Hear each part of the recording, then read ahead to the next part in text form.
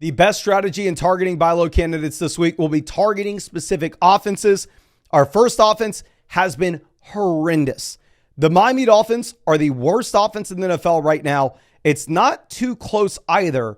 The season high in terms of total points scored in a game for Miami is 20 points. Now, obviously, that was back in week 1. That was before the Tua injury.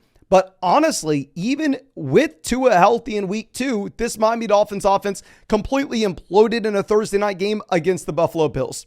Here you had 3 interceptions for Tua, looked like garbage, obviously goes down with the very serious concussion, which has been a long track record and a massive concern for Tua, both in the short term and the long term with his health. And I think a lot of people are looking at Tua going, oh, if that was me, I'm not going back to football. Oh, if that's me, I'm going to prioritize my health. I'm going to retire.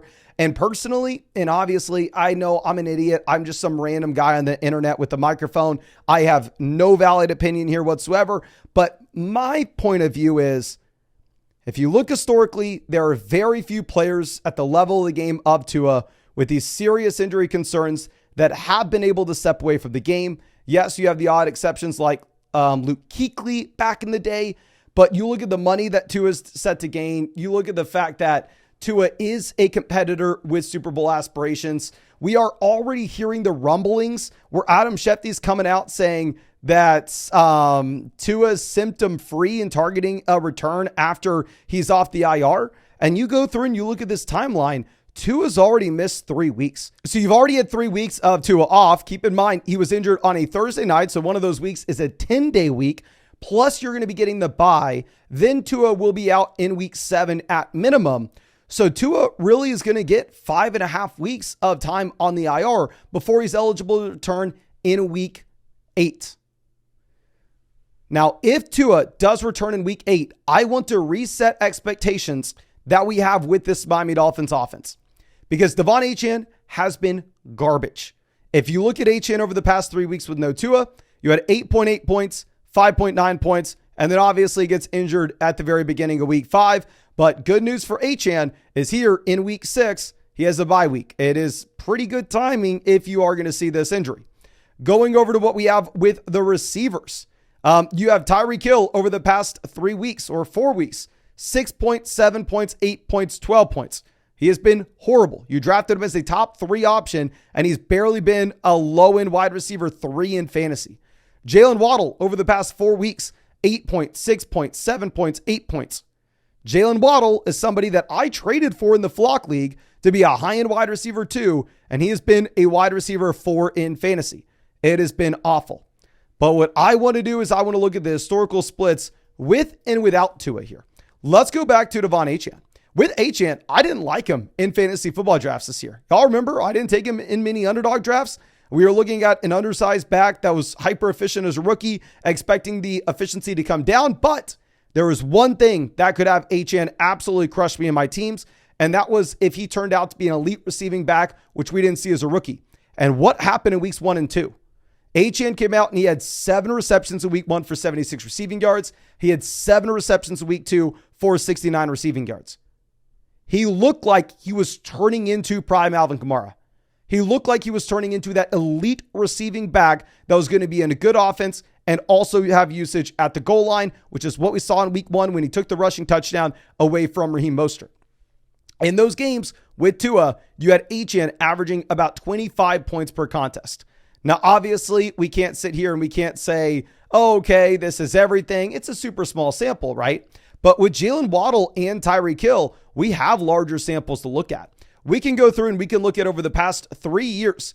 In the past 3 years here, in games that Tua has played with Tyreek Hill has averaged 22 points per game.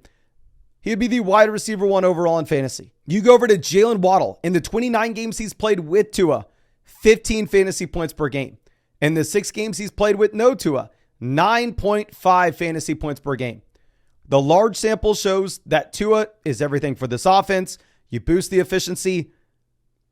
Hey, we're already getting the rumblings that Tua is symptom-free. If we want to put our own morality on it, say Tua shouldn't come back, then obviously you can do it, but I don't think it has an impact on what's actually going to happen. The Miami Dolphins are 2-3. They're still in the hunt for that playoff spot. Going over and using the trade finder that we have on flockfantasy.com. Obviously, you can always use this trade finder on flockfantasy.com for completely free. There's also a trade calculator over there where you can put in your exact league settings. But if you wanted to use the trade finder in particular, what you do is just go through, put in a player that you're interested about. You can see every single real fantasy football trade that's been made with that player. And here somebody traded Chase and Ford for Lamb and Achane. No brainer Achane side. Somebody traded Mixon, Darnell Mooney for Jamison and Devon Achane. Kind of want Achane. Somebody traded Chubb for Devon Achane and Josh Downs. Probably give me Devon Achane there as well. Typically, you're never getting to buy those elite wide receivers at a discount, such as Tyreek Hill. But I actually pulled them up in the trade finder, and literally every single trade I saw, I went the Tyreek Hill side. I went the Tyreek Hill side. I went the Tyreek Hill side. Somebody traded DJ Moore for Tyreek Hill and Sam LaPorta. We'll talk about Sam LaPorta later in this video. Somebody traded Godwin for Tyreek and Swift. Somebody traded Devontae for Tyreek. Somebody traded Evans for Tyreek. Somebody traded Olave for Tyreek. Absolutely no-brainer deals. If you look at my rest of season rankings, I currently have Tyreek Hill ranked at wide receiver 7. Now, of course, these rest of season rankings are also on flockfantasy.com. You can always pull up the free rest of season ranks, particularly for the experts. Mine will be behind a paywall, but anyway, definitely free rankings over there on the site for you. But I'm looking at Tyreek Hill going, we get him back after the week 6 bye in week 7. We know yet again we have a low-end wide receiver 2, possibly in fantasy. But then if 2 is eligible to return in week 8, Tyreek Hill has the upside to potentially turn right back into the wide receiver 1 overall in fantasy. Going over to Jalen Waddle, we know Jalen Waddle is not startable right now. Jalen Waddle we have at wide receiver 27, but I'm still putting him in the same range as guys like Brian Thomas, T. Higgins, Puka Nacua. Obviously, we have Jalen Waddle behind those players. But I think that Waddle in the long term, when you have Tua back in, I'd probably rather start Waddle over these options like Higgins and Brian Thomas based on the quarterback play and the efficiency that we should have in this offense and what we've seen over a large sample of Jalen Waddle in games with Tua averaging over 15 points per contest. So I think now is the time to buy the Miami Dolphins if you think there's a shot Tua comes back. Now, obviously, I'm an idiot. I don't have any connection to Tua. I don't know what's going to happen. I'm just trying to take my best educated guess based off the whispers that are out there on the internet. But obviously, if you think Tua's not coming back, they are clear avoids because they will be garbage in every game that you have with either Tyler Huntley or Skylar Thompson at quarterback. Now, going over to our next receiver, we are also buying Cooper Kupp going into his bye week. We got a little bit of a blurb, a little rumbling before the games last week that Cooper Kupp may be returning in week 7. Remember, Cooper Kupp did not go on the IR after this injury. The Rams elected to keep him. He's missed 3 weeks. You have the bye week. And in week 7, Kupp looks like he's going to be geared back up and ready to go. The reports that we've been reading surrounding Puka Nacua is that Puka is not going to be ready just yet. And if you remember, after the week 1 performance for Cooper Kupp, when we knew in week 2 that you had no Puka, we were ranking Cooper Kupp as a top 3 wide receiver in fantasy after a 32-point bomb in week 1 against the Detroit Lions. So with Kupp, I have him at wide receiver 12 in my rest of season rankings. I have him right behind guys like Nico Collins, Garrett Wilson, Marvin Harrison. But honestly, I think once you get Cooper Kupp back fully healthy and you get him with no Puka Nacua, he'll probably be a top 5 receiver in my week 8 rankings. I'm going through and looking at some of the recent trades that we can see on the trade finder. You have Cooper Kupp, Austin Eckler versus J.K. Dobbins, Brian Robinson. Probably give me the Kupp side. This is my favorite kind of deal. Somebody traded away Cooper Kupp, Joe Burrow versus Jordan Love, Juwan Jennings, Don Davian Wicks, and Zach Charbonnet. So this is the perfect example of, you trade $1 for 4 quarters. Of course, we want the Kupp side. Somebody traded DK Metcalf away for Cooper Kupp. I think Kupp just has so much more long-term upside. Somebody traded Brian Thomas, who looks phenomenal, and Ramondre Stevenson, a committee back in one of the worst offenses in the NFL, for Cooper Kupp. While Brian Thomas looks great, I do believe that Cooper Kupp could potentially be the wide receiver 1 overall in the second half of this next season. So if you can, I love buying Kupp before the official reports come out in week 7 that he will be playing. Now, we did mention Brian Robinson previously, and here, I think Brian Robinson's a running back that's worth bringing up because if you look at the underlying usage that we had with Brian Robinson against Cleveland, maybe on the surface, this is concerning, where you see the rush attempts go down to 7. You see the snaps go down to 34%. And if we get the Brian Robinson owner panicking a bit here over this, I think it could be the perfect opportunity to go through and scoop up Brian Robinson on the cheap, because we have to take into consideration a couple different things with this game against the Cleveland Browns. One, Brian Robinson did not practice all week. This was a serious injury that had Brian Robinson listed as a game time decision until he was cleared, good to go, maybe at Saturday at midnight. The second thing is, this was a complete blowout against the Cleveland Browns.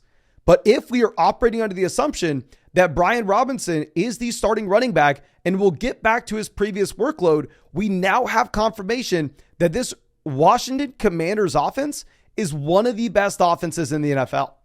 I mean, going through and looking at the workload and the opportunity that Brian Robinson had through the first 4 weeks before this injury, week 1, you had 12 carries and 4 targets, so 16 total opportunities. Week 2, you had 17 carries and 3 targets, so 20 total opportunities. Week 3, you had 16 carries and a target, so 17 opportunities. Week 4, you had 21 carries and 3 targets, so 24 opportunities. So Brian Robinson's a running back that's averaging 20 opportunities a game and what should be one of the league's best offenses going into the future. Now, going through and looking at some of the trades that we can see in the trade finder on the site, this first one's funny. I don't even know why I included it. If you look at the trade finder, you'll notice, hell, there are some people have no idea what they're doing. Bucky Irving versus Brian Robinson. Somebody traded Ramondre Stevenson, Josh Downs for Devontae Adams, Brian Robinson. Someone traded, we don't even need to go through all this. There are some pretty funny trades that we have for Robinson that you can pull up in the trade finder, but I do want to set baseline expectations. He's a must-start running back every week going into the future. That is in a great, great offense. Now let's go over to somebody that was in a sell high video for us back after week 2. And I hate to flip-flop and go from sell high to now buy low, but it's a completely different situation. J.K. Dobbins. Yes, J.K. Dobbins, sell high guy, averaging over 20 points per game through the first 2 weeks. What I was doing is I was looking at the opportunities going, okay, well, Gus Edwards is actually splitting this backfield. Gus Edwards has a decent amount of snaps. Gus Edwards is seeing a decent amount of carries. And this is going to be a prime offense for regression, knowing that they go up against the Raiders in week 1, the Panthers in week 2, and things were about to get uglier. Well, yes, things got ugly in weeks 3 and 4. 1, Justin Herbert was dealing with a very serious injury. 2, this offensive line had significant injuries as well. And it was perfect timing in week 5 for people to get healthy in this offense and for us to reassess the share of this backfield that J.K. Dobbins has. Because what we actually saw change from weeks 1 and 2 to weeks 2 and 3 is we saw J.K. Dobbins going from a running back averaging about 52% of the snaps in Los Angeles to a running back up at about 66 to 67 snaps. We saw J.K. Dobbins over the past 2 weeks have 7 total targets. So all of a sudden, what we saw Dobbins is taking a higher percentage of this back from Gus Edwards. We saw that J.K. Dobbins is getting the usage as a receiver. While, yes, they were a very tough matchup against the Steelers and the Chiefs, we should assume that the efficiency goes down in those environments. While at the same time, that doesn't mean the efficiency will be guaranteed to stay low through the rest of the season. So coming out of this bye, I am viewing J.K. Dobbins as a running back that should be in a good offense. Not going to say they're a great offense, but a good offense with Justin Herbert, with a coaching staff that wants to run the ball, and play good defense and see some better matchups than what they had over the past 2 weeks with the Steelers and the Chiefs. In my rest of season rankings, I have Dobbins in a similar range to what we're looking at with Jonathan Brooks, Nick Chubb, Travis Etienne. What my favorite trade for Dobbins would be is specifically if you're playing in a league where you start 2 wide receivers and 1 flex. If we could pivot off one of these low end wide receiver 2s, high end wide receiver 3s, and get 2 Dobbins, I think it would be a smart move. Such as Zay Flowers to J.K. Dobbins, Terry McLaurin to J.K. Dobbins, Dontavian Wicks to J.K. Dobbins. Maybe if you trade one of the quarterbacks that is a tier ahead of one of the streaming options, and we go ahead and we send Dak Prescott for J.K. Dobbins. I think that would be very interesting. And like I said, definitely if you are making any trades, at least run them through the trade calculator. Just get a second opinion before you make any trades in your league. And also, one thing that you can do on flogfantasy.com is go over to the My Teams page. And if you play on Sleeper, if you play on ESPN, or if you play on Yahoo, Go ahead and link your fantasy football team with the My Teams page, and you can see updated power rankings for your exact fantasy football team. And you can change it if you're a member of the site from the base expert values to you can actually use my exact updated rest of season rankings as well. Just super cool tool that we built out. It's a free for y'all if y'all want to use. Going over to what we have with our next buy low candidate. This is staying in the same offense.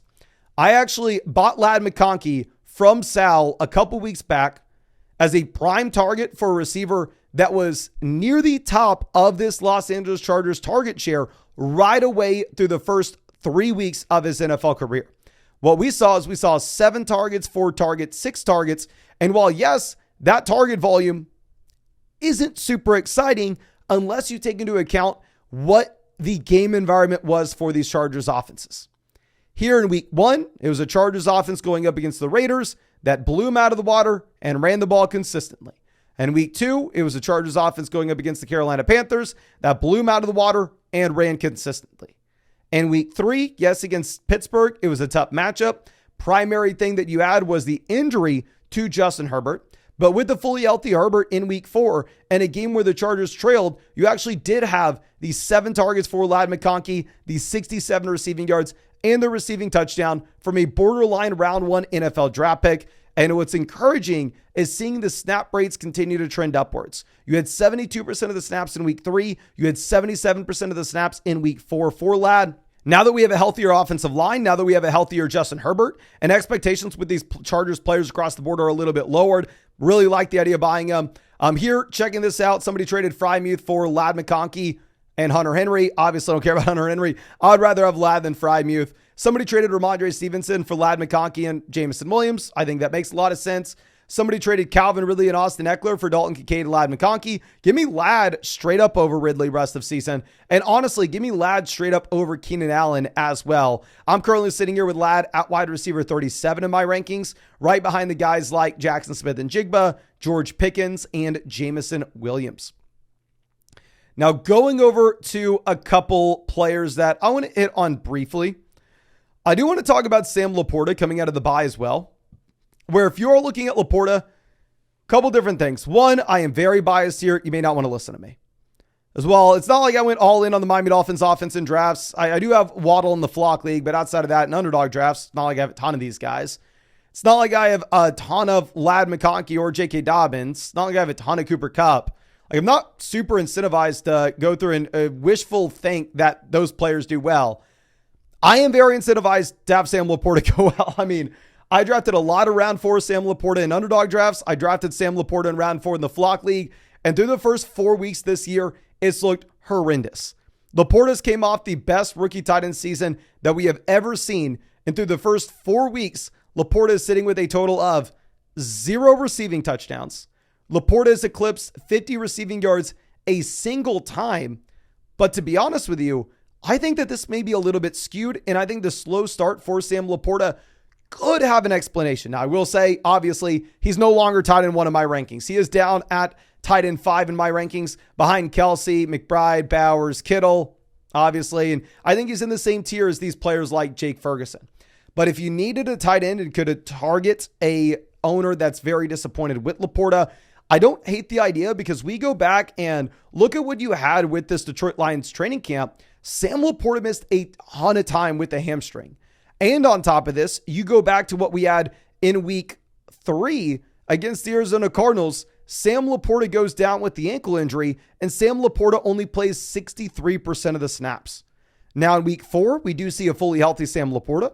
Sam LaPorta plays a season-high 89% of the snaps. He has 53 receiving yards, which on the surface doesn't look great against the Seattle Seahawks, but you look under the hood and you actually look at the market share numbers that he accounts for here in Detroit. In week 4, he looked like legitimate rookie season Sam LaPorta, tight end 1 overall Sam LaPorta. Just the main issue was we didn't have the Jared Goff pass attempts and Jared Goff passing yards to give us that elite week you were looking for. Now, an added on bonus in going through and trading for these guys like Sam LaPorta, like Ladd McConkey, like a J.K. Dobbins, is if they're already through their bye, you're going to get an extra week where it's going to be much easier where If you say have Kelsey on your team this week, obviously I'd rather have Kelsey than LaPorta, but just using it as an example, you're in a tough spot where when you have Kelsey on bye, you have to move him to the bench. You have to drop an exciting bench player just so you can pick up a backup tight end. I have LaPorta in the Flock League. I'm not going to have to roster another backup tight end through the rest of the year. And at the same time, when he's through that bye, you just get 10% more games through the regular season at this point of the year in comparison to a player that is yet to go through it. So just getting a little cherry on top that you don't have to deal with the bye anymore if you trade for LaPorta. LaPorta trades that I saw on the site that I would really love. Somebody traded Jamison for LaPorta. I'd love to sell like a high-end wide receiver 3. Somebody traded Kyle Pitts and Trey Sermon for Sam LaPorta. I would prefer LaPorta over Pitts rest of season. I know Pitts looked decent last week, but it was under the context of 500 passing yards for Kirk Cousins.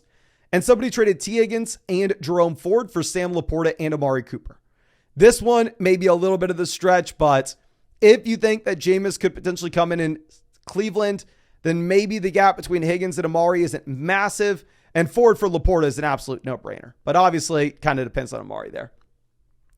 But I think that's all I got for you. I really hope I was able to help you out in some way with this. And if you can, hit the like, subscribe if you play fantasy football.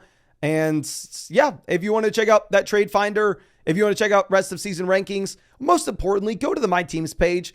Link your fantasy football team if you play on ESPN, Sleeper, or Yahoo. Check out the updated power rankings. I think you'll really like them. You can find all that on flockfantasy.com with the link in the description and comment section. But I appreciate you and really hope we get to see you out in the live stream later tonight.